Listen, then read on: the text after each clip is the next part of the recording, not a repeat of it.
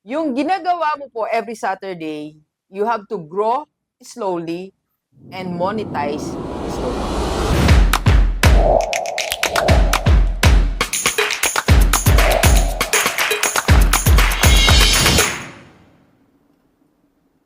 Alright, Gilivers, reminder natin sa lahat ng mga 50 years old, stop working during Saturdays. Yes, at age 50, yung iba sa atin, nasanay tayo na walang work, sa bahay lang, steady lang, or yung iba naman, nasanay na nagwo-work, nagsa-side hustle, or rumaraket para madagdagan yung income. So yung iba sa atin, like, nag-overtime sa work, or nagbebenta, or pumapasok sa ibang work.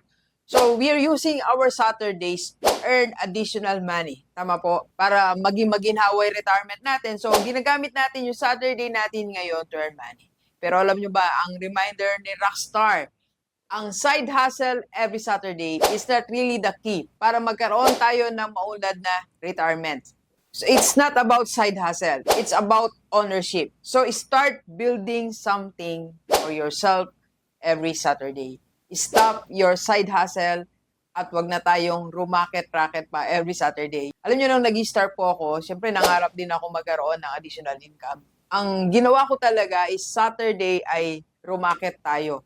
So, nandyan yung nag-overtime, nagturo ako na every Saturday, or meron akong pinupuntahan, side hustle, something like that. Normal na ginagawa ng isang patanda na. But I realized, hindi siya sustainable. Hindi niya kayang i-sustain yung needs natin sa retirement. Okay? So, anong dapat natin gawin? Una-una, ito po, share natin na principles para sa ating lahat.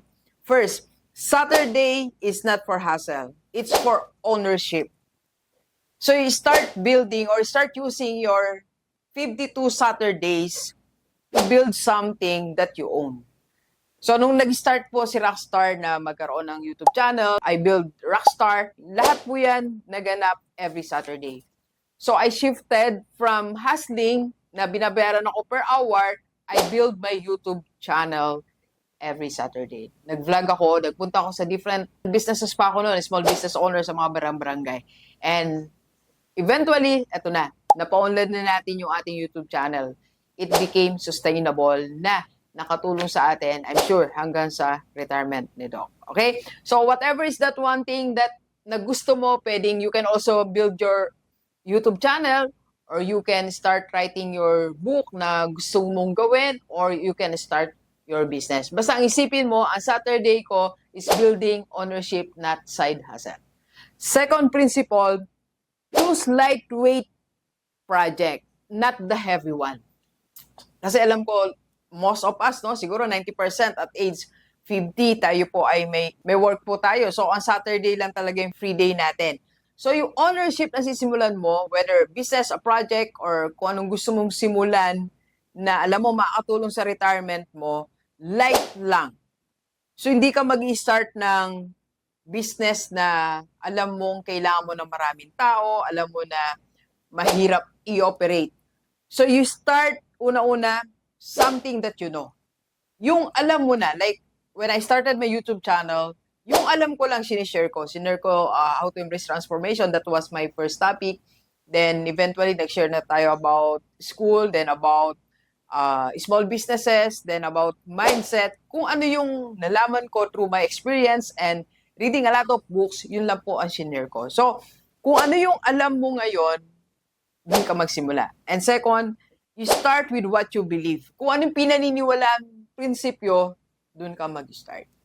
Kung naniniwala ka that this business concept will thrive or ulad siya pagdating ng 3 to 5 years, start that.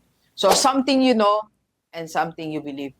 When I was starting my YouTube channel, konti lang kami noon, 2016. Alam ko, naniniwala ako mula sa puso ko talaga, sa isip ko, magtatagal siya and marami akong matutulungan. And ako din, for whatever reasons that ayoko siyang pakawalan. Mahirap ang schedule ko doon.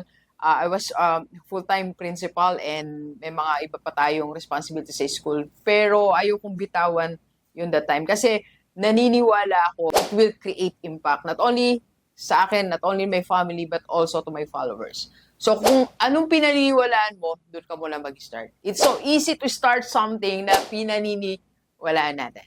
Alright, third principle is Saturday it's building, not operating. Kung meron tayong 52 Saturdays, yung first 20 Saturdays mo siguro, or 25 Saturdays mo, it's about building. It's not operating. So you have to think, design, write, conceptualize. Yan ang ginagawa natin every Saturday. So hindi ka pa muna nag-ooperate. Reminder lang ni Rockstar. So your Saturday is not for operating. It's for building. So diyan tayo nagsusulat. Kaya dapat may mga tools tayo. You buy your notebook. Then dapat meron kang area sa bahay nyo na diyan ka nagsusulat every Saturday. That's your territory. Kung saan ka nagdo-drawing, nagdi-design ang gusto mong gawin. And number 4 principle is, eto, para sa lahat ng mga mainipin, nagmamadali. Yung ginagawa mo po every Saturday, you have to grow slowly and monetize slowly. So, wag agad iniisip natin, kailangan kumita na ako dito, kailangan magkaroon na ako ng 100,000 dito. Hindi po siya ganon. It's slowly. Kasi Saturday mo lang siya ginagawa. So, you have to grow it slowly. So, maaring every Saturday ka lang may client, once a month ka lang may client, tapos yung the rest other Saturdays mo is planning. So, I know a lot of people na once a month lang tanggap nila ng client with their business. It's okay. Kasi binibuild mo pa lang yung business mo. Like sa amin sa YouTube, hindi naman agad na-monetize po ang YouTube natin. So, it took me like, siguro mga, di ko ma-recall kung 2 months ba yan, 3 months ba ako bago binayaran ni YouTube. Slowly na-monetize. Nag-start naman ako ng $2, nag-start ako ng $4, $5, ganun lang, slowly. So, be patient in growing this ownership every Saturday. Slowly. Ang mahalaga po, every Saturday, nag-grow siya little by little. Alright? And last is, ito po yung rules natin. Rules natin, when you start building something for you, this ownership, not side hustle, is no rush, no comparison, no pressure to scale. Ang mindset po kasi natin, you're building this for 52 weeks, then ika-second year natin, magra-run na siya talaga, diyan ka palang kukuha ng assistant mo or maybe employee mo kasi ginagawa mo lang siya every Saturday. So, no rush, nagmamadali tayo, mag-hire ka agad, wala ka pa namang profit. So, remember yung tinuro natin, profit first. So, pag wala pang profit, huwag ka muna mag-hire. And no comparison, kung sila may mga income na ganito, nakikita nila sa Facebook, maybe full-time sila or maybe mga 3 years na nilang ginagawa yan. So, do not compare your project to other people's kung anong ginagawa nila. And third, wala tayong pressure to scale. Huwag mo pressure sarili mo, ba't wala ka pang empleyado, ba't wala ka pang office. Darating din yon, not at this point na nagbibuild ka pala. Okay? So, reminder ni Rockstar sa lahat ng mga 50 years old. Saturday, stop working. Start building. Let's go, let's go. Kape po tayo.